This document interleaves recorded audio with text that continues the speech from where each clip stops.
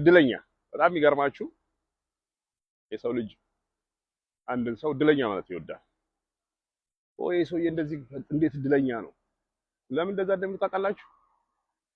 because it makes them feel better ስለራሳቸው ዊክነሳቸው because they don't want to say that guy is ታታሪ ነው በጣም አሜዚንግ ጋይ ነው ምናምን አይሉም because እንደዛ ካሉ የራሳቸው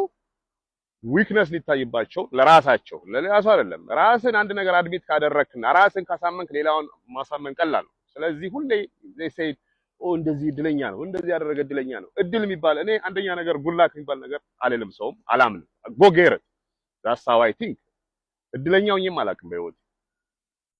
እድለኛ በሆነ ይሁን ላጋጠመኝ ፈተና አጋጠመኝ። እድለኛ ሰው እንደዛ ፈተና ቻሌንጅ አይመጣበትም። እድለኛ እንደዛ ነገር አላምንም እኔ you know እጅህ የምታረገው ነው ተመልሶ ይመጣል። you work you be persistent ነገሮች ይስተካከሉልሃል። I give so I get it back in return so ብዙ ሰው እድለኛ ይለኛል። no you don't understand እድል ምን እንደሆነ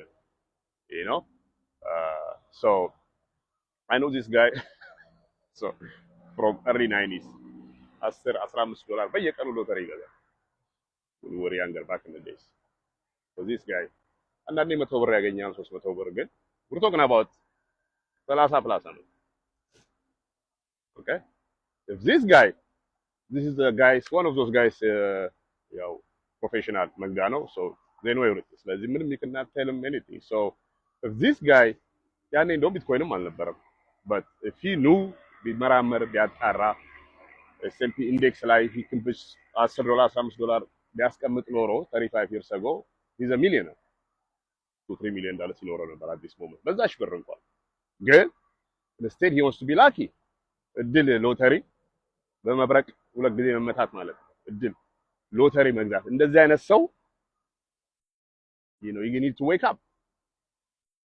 የራስን እድል ነው ራስ ማምጣት ያለበት ማንም ዝም ብሎ እንደዛ የሚሰጥ የለም go get deserve የምታረገው go get it you don't know how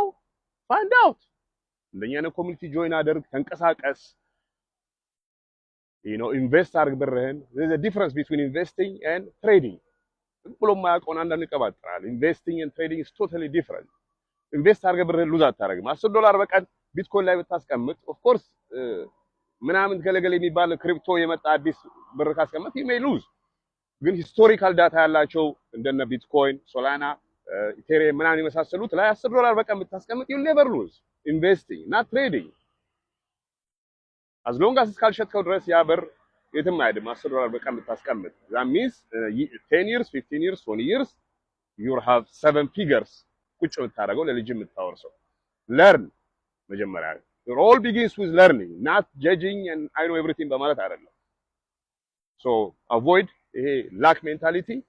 and go get what you deserve ለራስም ለፋሚሊ ያማ